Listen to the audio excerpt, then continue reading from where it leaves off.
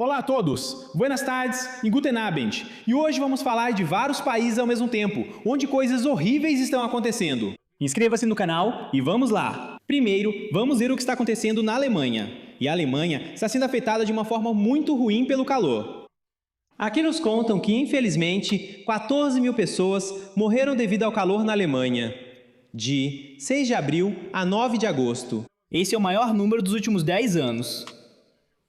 E aqui vale lembrar também das chamadas Pedras da Fome. Ou seja, são marcas da Idade Média em pedras que indicavam qual nível da água correspondia a determinado nível de fartura, digamos assim, de produção de alimentos.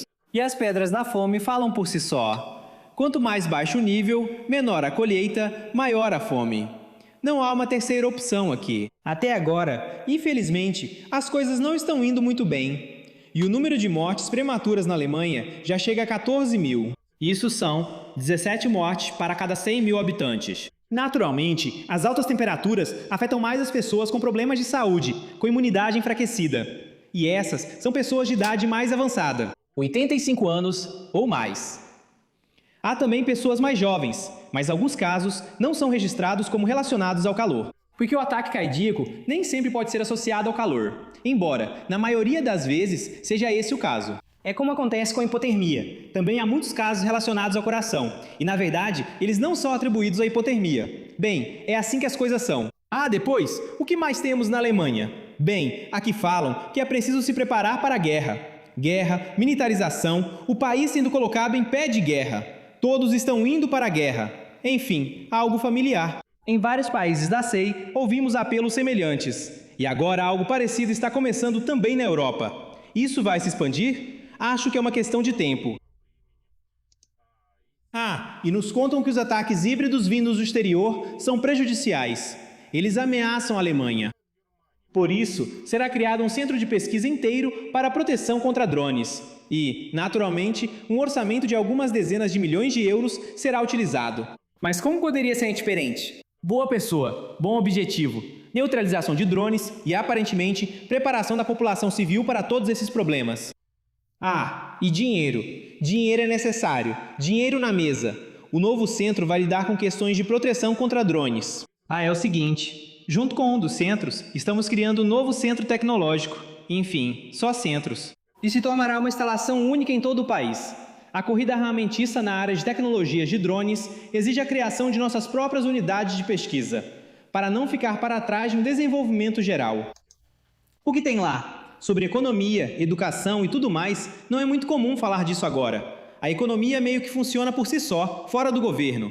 O governo faz alguma coisa lá. A economia está meio que por aí, flutuando. A educação, bem, ela já não está mais flutuando. Ela já se desprendeu e está despencando cada vez mais rápido. Mas a guerra não se faz sozinha. Os orçamentos lá são tão grandes que, por isso, é preciso urgentemente proteger todo mundo e tudo. E é claro que é para cá que tudo está sendo transferido. Além disso, dizem que a ameaça para a aviação civil está crescendo. Naturalmente, aqui também haverá novos equipamentos e orçamentos. E no aeroporto de Leipzig foi instalado o radar adicional. Bem, aqui pelo menos, isso não exige gastos enormes. Mas o principal é o que diferentes personagens contam sobre guerras híbridas. Sobre o fato de que agora vocês precisam apertar os cintos. E de repente aqui, no final das contas, o partido governante na Alemanha chegou ao ponto de... Vou mostrar isso no meu Telegram. Para vocês, uma declaração muito estranha de um dos deputados da União Democrata Cristã. Vocês nunca mais terão um açougueiro alemão, declara esse deputado. Ele, aliás, se separa de vocês. Ou seja, aparentemente, os cidadãos estão separados. É como moscas de um lado, almôndegas do outro. Assim, os deputados estão separados dos cidadãos comuns. E agora ele é halal. Vocês nunca mais terão cinemas na cidade. Então, são novos tempos. Aceitem isso. E o mesmo foi declarado por Porta-Genut Semer, quando falava sobre os 20 anos de prosperidade. E agora eles acabaram. Por isso, os alemães precisam, ao que parece, se acostumar. Não vou parar de brincar sobre isso. Com a terra. E não só, obviamente, os alemães.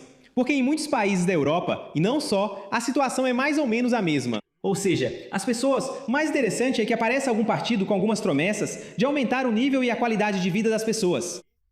E já depois de alguns meses, eles começam a dizer que é preciso apertar os cintos, que as coisas vão ficar ruins, que é preciso aguentar isso, aguentar aquilo, aguentar no geral. Cidadãos afirmam ser representantes de todos esses partidos e depois eles ainda surpreendem que o nível de apoio deles está no fundo do poço e que ninguém pretende reelegê-los. Estranho, não é? Realmente é meio estranho, incomum. O próximo são os Estados Unidos.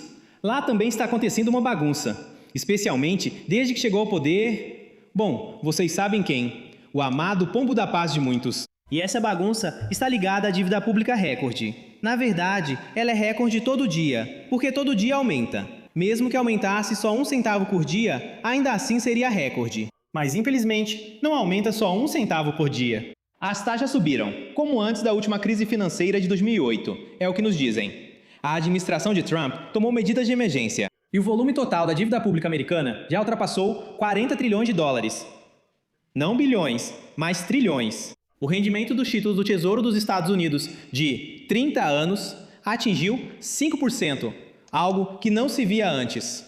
Só em 2007 isso aconteceu. E naquela época, justamente esse alto índice de rendimento acabou sendo um prenúncio da maior crise financeira da modernidade.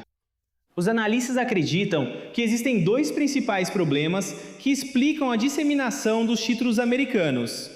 Um deles é o aumento do rendimento deles. Primeiro, esse rendimento aumenta porque a demanda por recursos emprestados na economia supera a oferta deles.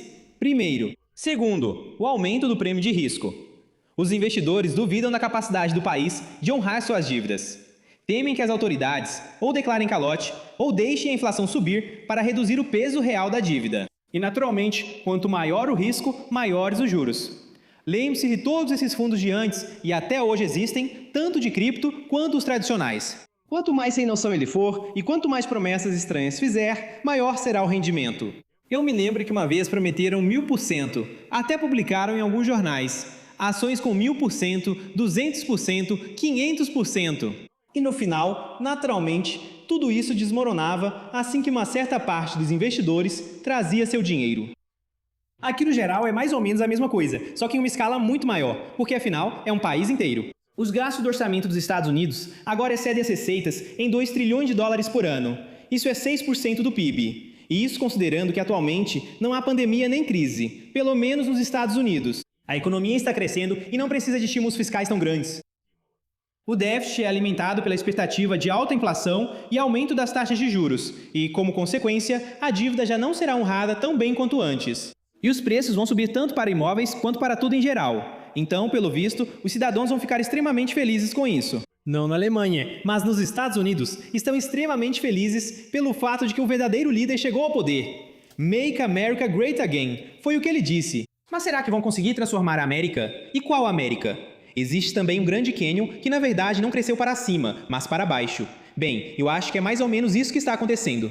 E aqui, sem nenhum tipo de negatividade em relação aos Estados Unidos, agora está assim em todo lugar. Quem quer que chegue ao poder, parece que em um mês já é uma pessoa completamente diferente. E em um ano, então, nem se fala. E se esperaram 6 anos? Como aconteceu com um líder muito poderoso, lá parece que é uma pessoa antes e outra depois. É como se fosse um reptiloide e um cidadão da Terra, digamos assim. Em geral, está acontecendo algo estranho. Outra razão é que os Estados Unidos estão passando por um boom de inteligência artificial, que se parece com o boom das empresas.com, que, lembre-se, estouraram. Atualmente, estão sendo investidas enormes quantias de dinheiro na construção de data centers, na corrida pela liderança em inteligência artificial. Esse dinheiro, é claro, é captado no mercado, porque quase ninguém tem tanto dinheiro assim. Mas no final, se surgirem alguns problemas, tudo isso estoura. É como um castelo de cartas. Você tira uma carta da base e tudo desaba completamente. Ou então, é como o efeito dominó. Uma pequena peça de dominó determina o comportamento de todo o enorme sistema, que em alguns casos é composto por dezenas de milhares dessas pecinhas de dominó. Peças, acho que é assim que se chamam, sim. E no final, tudo isso cai por causa de uma única pecinha de dominó, que foi influenciada pela gravidade da Terra. Mas agora nos dizem, por outro lado, que aparentemente uma crise da dívida nos Estados Unidos não ameaça. Aqui os analistas estão confiantes, e naquela época os problemas eram dívidas de hipoteca subprime. E agora, pelo dinheiro dos investidores no mercado de dívida, quem compete com o Tesouro não são os americanos desempregados, mas sim as corporações americanas ricas e com boa capacidade de crédito. Eles têm muito mais possibilidades de cobrir prejuízos caso o boom da inteligência artificial acabe se tornando uma bolha. Se isso é verdade ou não, veremos nos próximos dias. Mas pode levar meses, talvez, ou até mesmo anos. Mas há um problema ainda mais interessante: é a crise do petróleo e do gás. O pacificador Trump conseguiu fazer com que agora não seja mais possível negociar com o Irã, porque não está claro com quem, nem para quem negociar. E o Estreito de Hormuz, por onde passa a maior parte das importações, ou melhor, exportações, como preferir, desses produtos de petróleo e gás, está bloqueado. Mas Trump, como ele resolveu o problema? Ele simplesmente declarou o Estreito de Hormuz como americano. Agora é um novo território americano. Isso lembra, naturalmente, imediatamente, como algumas regiões da Ucrânia foram incluídas na Constituição russa e declaradas como pertencentes à Rússia. Bem, é mais ou menos a mesma coisa em termos de qualidade e de cumprimento. Em geral, é esse o paradoxo legislativo. E os Estados Unidos, além disso, ainda criaram uma rota para exportação de petróleo pelo Estreito de Hormuz. Aqui as notícias são mais positivas. Notícias positivas, pois dizem que os americanos já controlam o canal sul do Estreito de Hormuz há 2 meses. A Guarda Revolucionária Islâmica pode causar alguns transtornos, mas não controla o estreito. Quem faz isso somos nós, dizem os americanos. No âmbito da operação, todas as noites de 15 a 20 petroleiros entram e saem do estreito pelo Canal Sul, ao longo da costa de Omã. Depois, Trump implementou mais uma de suas decisões. Ele proibiu a emissão de vistos para cidadãos de 75 países que, segundo ele, são hostis aos Estados Unidos. Mas o Tribunal dos Estados Unidos anulou isso, por não estar de acordo nem com a Constituição, nem com o espírito, nem com a letra da lei. Tudo isso é extremamente estranho. Na lista de países para os quais, a partir de 21 de janeiro, os Estados Unidos deixaram temporariamente de emitir vistos de imigração, estavam Rússia, Bielorrússia, Azerbaijão, Armênia, Geórgia, Cazaquistão, Quirguistão, Moldávia e Uzbequistão. Esses países foram classificados pelo Departamento de Estado como países de alto risco. Agora, o tribunal considerou que essa política viola a lei e foi adotada excedendo os poderes legais estabelecidos do secretário de Estado, Mark Ruby. Em relação a isso, essa política está sendo anulada de acordo com a Lei de Procedimentos Administrativos. Mas o interessante aqui é por que o tribunal esperou tanto tempo, se o problema é tão evidente. Mas no geral, já que foi feito, está feito. Na minha opinião, isso é bom, porque 75 países com certeza não podem ser todos tão mal intencionados e não confiáveis assim, como os seguidores de Trump querem mostrar. Mas tudo é possível. Escrevam nos comentários o que vocês acham pessoalmente. Seria interessante ouvir a opinião dos cidadãos dos Estados Unidos, ou até mesmo de não cidadãos, apenas daqueles representantes de outros países que estão presentes nos Estados Unidos. O que está acontecendo lá agora, e se foi justo o tribunal ter anulado, ou se você também apoia essa decisão. Enfim, é extremamente interessante. Agora sobre a Polônia. Em Varsóvia e em outras cidades, começaram os protestos dos agricultores. Eles estão vindo de todos os lugares, porque, como se descobriu, a União Europeia fez um acordo com países da América Latina ou América do Sul. De lá são fornecidos alimentos baratos, e isso não é vantajoso para os agricultores. Em geral, agora pode-se dizer que na Polônia, a atitude em relação à Ucrânia acabou se voltando contra eles. Porque antes, os agricultores da Polônia bloqueavam caminhões com grãos e alimentos vindos da Ucrânia, pois eles ameaçavam, mais uma vez, os preços de tudo isso só na Polônia. Agora é a mesma coisa. Isso está acontecendo com a América do Sul, mas lá não dá para bloquear, porque é um acordo oficial e o volume de fornecimento é simplesmente enorme. O que está acontecendo aqui? Os agricultores poloneses saíram às ruas das cidades de todo o país na sexta-feira para protestar contra o acordo da União Europeia com os países da América do Sul. Veja o que diz um dos agricultores.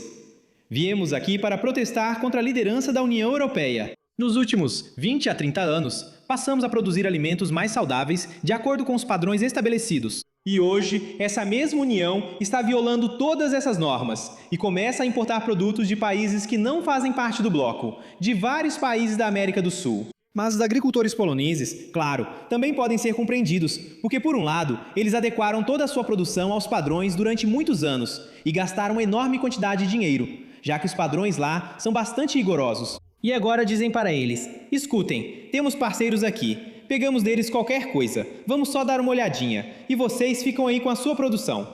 Naturalmente, isso também causa insatisfação. E no final das contas, o governo e os agricultores dificilmente estão do mesmo lado. Os manifestantes acreditam que o governo não fez esforços suficientes para proteger a agricultura do país. Na Polônia, o governo se posicionou várias vezes contra a adoção desse acordo, mas acabou não dando certo, não teve sorte, e a União Europeia acabou fechando o acordo. E o que a União Europeia fez, naturalmente, deve ser cumprido pelos países membros da União Europeia, que atualmente são 27. Antes circulavam rumores de que Caio Kallos seria removida do cargo, porque ela é diplomata só com muito boa vontade. Mas nada mudou, ninguém foi demitido, ninguém foi proibido, então tudo continua do jeito que está.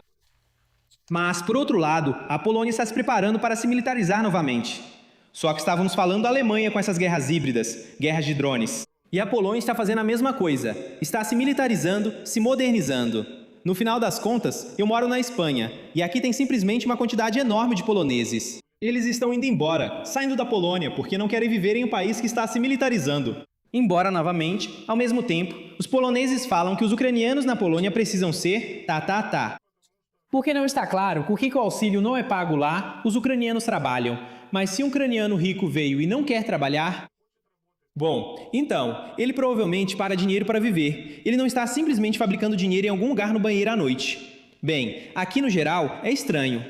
Isso não é isso, é outra coisa, você não entende. A Polônia está fechando os postos de fronteira com a Rússia e posicionando mísseis na fronteira com alcance de até 1000 quilômetros. Em caso de necessidade, ela pode bloquear tudo isso completamente. Isso foi declarado pelo ministro da Defesa da Polônia, Władysław Kosiniak-Kamysz, em uma coletiva de imprensa em Giżycko. Paralelamente, segundo o ministro, Varsóvia pretende, no âmbito do programa Escudo Oriental, implantar armamentos de mísseis nas fronteiras orientais. Os alvos podem ser atingidos a uma distância de até 1000 quilômetros.